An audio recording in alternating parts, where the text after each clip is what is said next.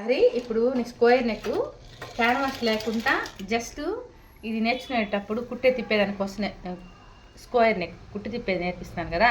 నీకు ఇది ఇన్ని మాటలు కుట్టి తిప్పున్నావు కదా. ఎట్లా అంటే ఇట్లాగా పై నుండి కుట్టు వచ్చిన తర్వాత ఇదో ఇట్లా వచ్చింది కదా ఇట్లా సూది క్లాత్ లోపల గుచ్చుకొని మళ్ళీ పాదాన్ని నైస్గా తిప్పుకోవాలి. మనం ఇట్లా పాదాన్ని తిప్పుకొని మళ్ళీ ఇట్లా పెట్టుకోవాలి.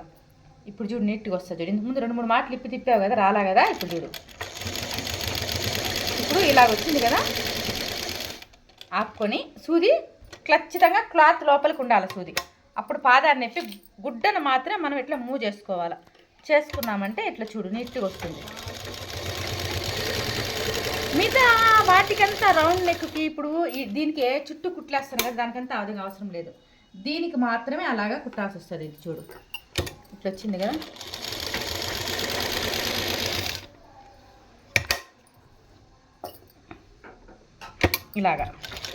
ఇలాగా మూలలు వచ్చినప్పుడు అలాగ మనం సూది గాన క్లాత్ లోపలికి గాన గుచ్చుకొని తిప్పుకున్నట్లయితే చాలా నీట్గా వస్తుంది.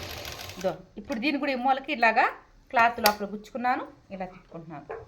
అప్పుడు నీట్ ఫినిషింగ్ ఉంటుంది, గూడగా రాకుండా ఉంటుంది.